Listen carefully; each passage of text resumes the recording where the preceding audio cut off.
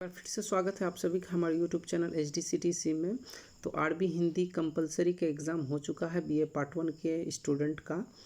तो उनका जो क्वेश्चन पेपर है वो आप सभी को अभी देख पा रहे होंगे और इस वीडियो में हम लोग चर्चा करेंगे इनमें जितने भी ऑब्जेक्टिव प्रश्न पूछे गए थे उनके सभी सटीक उत्तर की। ठीक है, तो सबसे पहले मैं बता दूं, क्योंकि समय के अभाव के कारण 3 चैप्टर्स का ऑब्जेक्टिव मैं अपलोड नहीं कर पाया था, फिर भी जो है लगभग प्रश्न जितने भी ऑब्जेक्टिव मैंने बताए थे आप सभी को उसमें से ही आया है। तो चलिए शुरू करते हैं ऑब्जेक्टिव वस्तुनिष्ठ प्रश्नों के उत्तर को। तो पहला प्रश्न आप सभी का 1 का क नंबर, वीणा वादनी कौन है? तो वीणा वादनी माँ सरस्वती है और ये प्रश्न वर्दे वीणा वादनी चैप्टर से लिया गया है जिसके रचनाकार निराला है। चलिए ख नंबर प्रश्न है, कवित्री ने अपनी तुलना किससे की है? तो ये प्रश्न मैं नीर भरी दुख की बदली कविता से लिया गया है। तो कवित्री ने अपनी तुलना बदली से की है। तीसरा प्रश्न, भारत किसकी आभा है? तो भारत मानवता की आभा है। घ नंबर प्रश्न, भारत कहाँ खड़ा है जहाँ शांति संदेश, मानवता, एकता, अखंडता एवं प्रेम स्वर है, भारत वहीं खड़ा है। ये सभी प्रश्न मैंने बता दिए थे ऑब्जेक्टिव्स में। अंग नंबर प्रश्न, मंदिर मस्जिद गिरजाघर की चर्चा कर कवि क्या बतलाना चाहते हैं? तो कवि के अनुसार भारत की भूमि में अनेकता में भी एकता है तथा यहाँ विभिन्न विचारधारा होते हुए भी उनमें सामंजस्य है, यही बताना चाहते हैं मंदिर मस्जिद गिरजाघर की चर्चा से। चलिए 4 नंबर प्रश्न, चूल्हा क्यों रोया?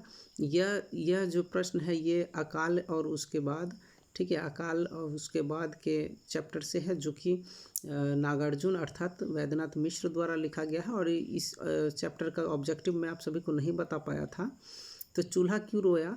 अन्न के अभाव के कारण नहीं जलने पर रोया, अर्थात चूल्हा अन्न के अभाव के कारण जलने में असमर्थ होने के कारण रोया था। चलिए 6 नंबर प्रश्न, गान किसमें समाया है? गान किसमें समाया? यह प्रश्न वर्दे वीणा वादनी चैप्टर से है। गान हमारे कंठ या स्वर में समाया हुआ है।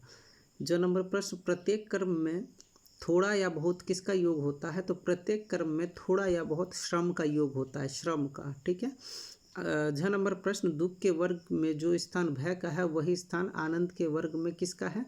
तो आनंद के वर्ग में ये प्रश्न बता चुका था, उत्साह का है। ठीक है। यह नंबर प्रश्न, देहातों में सारी दौलत कहाँ खींची चली आती थी? तो देहातों में सारी दौलत लखनऊ में खींची चली आती थी। चलिए 2 नंबर प्रश्न, मीर और मिर्ज़ा दोनों कौन थे? तो मीर और मिर्ज़ा मौरूसी जागीरदार थे और एक दूसरे के मित्र थे। 6 नंबर प्रश्न, कन्हैया लाल की पत्नी का क्या नाम था? कन्हैया लाल की पत्नी का नाम लाजो या लाजवंती था। चलिए अगला प्रश्न, मार से लाजो को शारीरिक पीड़ा से अधिक कौन सी पीड़ा होती थी? ये प्रश्न करवा के व्रत चैप्टर का है और शारीरिक पीड़ा से उसको अपमान की पीड़ा ज़्यादा होती थी। 2 नंबर प्रश्न, कमलेश्वर की कौन सी कहानी आपके पाठ्य पुस्तक में है? तो इसका आंसर है अपने देश के लोग। कमलेश्वर की कहानी अपने देश के लोग जो है हमारे पाठ्य पुस्तक में दिया गया है। चलिए अगला प्रश्न 9 नंबर प्रश्न, दीनदयाल का इलाज क्यों किया जा रहा था? तो दीनदयाल का इलाज इसलिए किया जा रहा था क्योंकि वो ज़्यादा तनख्वाह मांगता था और सलाम नहीं करता था, इसी वजह से दीनदयाल का इलाज किया जा रहा था। तो नंबर प्रश्न, अधेड़ आदमी कहाँ से विस्थापित था? तो अधेड़ आदमी पाकिस्तान से विस्थापित था। 6 नंबर प्रश्न, परमात्मा का कुत्ता कहानी का नायक कौन है? तो परमात्मा का कुत्ता कहानी का नायक पाकिस्तान से विस्थापित एक अधेड़ व्यक्ति है, उसका नायक। ठीक है। 2 नंबर प्रश्न, उसके भाई के साथ पाकिस्तान में क्या व्यवहार हुआ? तो उसके भाई के साथ बहुत ही दुर्व्यवहार किया गया था। पाकिस्तान में उसके भाई को टांग पकड़कर चीर दिया गया था। ठीक है, यानी कि उसके भाई के साथ पाकिस्तान में टांग पकड़ के चीर दिया गया था।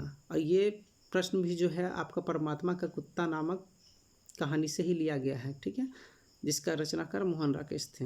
अगला प्रश्न, शतरंज के खिलाड़ी कहानी के लेखक कौन है? तो शतरंज के खिलाड़ी कहानी के लेखक मुंशी प्रेमचंद्र हैं। 9 नंबर प्रश्न, स्रोत भाषा और लक्ष्य भाषा का प्रयोग कहाँ होता है? तो स्रोत भाषा का प्रयोग मूल भाषा के तौर पर होता है, जबकि लक्ष्य भाषा का प्रयोग अनुवाद करने के लिए प्रयोग किया जाता है। यानी कि मूल भाषा के रूप में स्रोत भाषा का प्रयोग किया जाता है, जबकि लक्ष्य भाषा का प्रयोग अनुवाद के रूप में किया जाता है। यानी अनुवादक, यानी कि अगर समझ लीजिए इंग्लिश से हिंदी ट्रांसलेट करना है और इंग्लिश में कोई सेंटेंस दिया गया है दिस इज़ द बुक, तो हिंदी में जो उसका ट्रांसलेट आएगा यह एक पुस्तक है। ये हो गया अनुवाद भाषा जिसको लक्ष्य भाषा बोलते हैं, और मूल भाषा जिसको स्रोत भाषा जिसको बोले वो इंग्लिश का ट्रांसलेट हो गया। ठीक है, इस प्रकार से जितने भी प्रश्न ऑब्जेक्टिव पूछे गए थे उसका आंसर आप सभी ने जाना। उम्मीद करता हूँ कि आपके लिए ये वीडियो हेल्पफुल होगा।